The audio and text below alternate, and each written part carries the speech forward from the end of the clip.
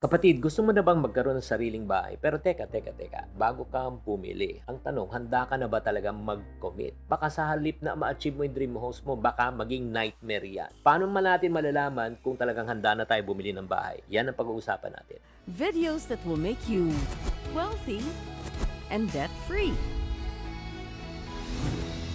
Hi there, this is Shinkitan, your pambansang wealth coach. Alam niyo, ang pagbili po ng bahay ang isa sa pinakamalaking gastusin, investment na pwede natin gawin sa ating tanang buhay. Kaya nga, this is a make or break. Make, kung tama ang desisyon mo, good. Pag sama ang desisyon mo, nagkamali ka, nako, bad. This is a break for you. Talagang bad break po to. Yan, pag-uusapan po na natin. Ano po ang 6 signs na kailangan natin malaman kung hindi ka pa handa, you are not yet ready to buy your own house. So, mag-ready na po tayo. Kumuha ng papel, ballpen, isulat po natin to. Number 1 sign na hindi ka pa ready, wala ka pang sapat na ipon para sa down payment. I think common sense naman yan, di ba? Pag wala ka pang pera, at least ang minimum required ng mga tao ay 20%. Pang down pa lang yan, ha? At syempre naman, iniisip mo, kukuha ka pa ng loan, pambabayad mo sa down payment, lalong hindi magandang sign yan. At kung ibibigay mo yung buong ipon mo pang down payment mo at walang matitirang savings, walang matitirang emergency fund, nako, another bad sign yan. Again, that's sign number 1. At pag sinasabi mo namumuro ka na, nako, wag na natin ituloy ito.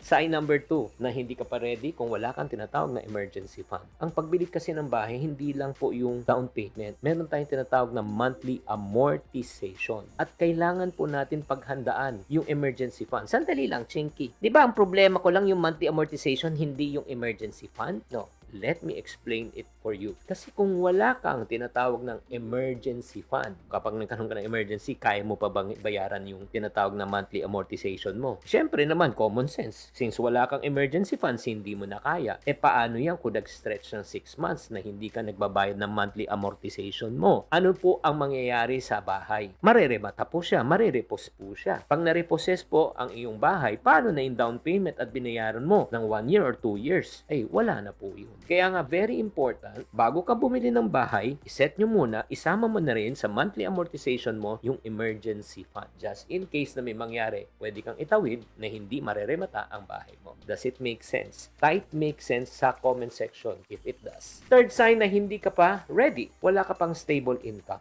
Ulitin ko ha, ang pagbibili ng bahay, hindi lang po down payment. Hindi lang nagbayad ka na ng one time, tapos na. Long-term commitment to. At least, kung pag-ibig na sa 10 to 20 years yan. Kung hindi pa stable ang kita mo, ang trabaho mo, ang negosyo mo, wag muna. Kung wala kang siguraduhan, like for example, especially if you are in sales, real estate, insurance, tapos hindi pa regular ang income mo, wag muna. Pag umaasa ka lang sa bonus para panghulog ng bahay, wag muna. Pag hindi pa stable, wag muna. Pasensya na po ha. Mas maganda na yung prevention better than cure, diba? Itinon, Jocelyn Tan, and Ron Ares. Nagpapa-shoutout po sila. Let's go to sign number 4 na hindi ka pa ready. Kapag marami ka pang binabayaran ng utang at obligasyon. Baka may binabayaran ka pang amortization sa sasakyan, sa motor. Meron ka pang credit card bill. Baka halos kalahati ng sweldo mo ay napupunta lang sa pagbabayad ng utang. Hindi pa tapos. Ang dati mong financial commitment, magdadagdag ka pa ba? Tanong-tanong, isip-isip. Sign number 5 na hindi ka pa ready. Hindi ka sigurado kung magtatagal ka sa lugar na pagbibilhan mo. In other words, ang bahay po kasi long term po siya. Kailangan makita mo na siya na titirhan mo na siya diyan for the long. Kung hindi ka pa sigurado na pwede ka pang lumipat transient, yung pamilya mo pwedeng lumipat, or mas maganda siguro yung may flexibility ka. Sa panahon ngayon, kung hindi ka pa desidido, baka pwede mo nang umupa bago ka mag-settle. And number 6 signs na hindi ka pa ready, bumili ka ng bahay dahil nainggit ka lang o na-pressure ka sa iba. Dahil nakita mo lang kaibigan mo may bahay, gusto mo rin magkaroon ng bahay. Dahil yun nga, na-pressure. Ay, dapat magkapit bahay tayo. So, bumili ka. Yun ang problema. Hindi mo pinag-isipan mabuti. Alam mo, ang nangyari dyan, parang nabudol ka lang ba? Napilit ka lang. And some people are guilty of that. Sana wag ka ma-pressure. Kaya nga, ang tanong, again, 6 sign na hindi ka pa ready. Number 1, wala ka pang down payment. Wala kang emergency fund. Hindi stable ang iyong income. May binabayaran ka pang utang. Hindi ka sigurado kung magtatagal ka sa lugar. At bumili ka lang dahil sa inggit or na-pressure ka.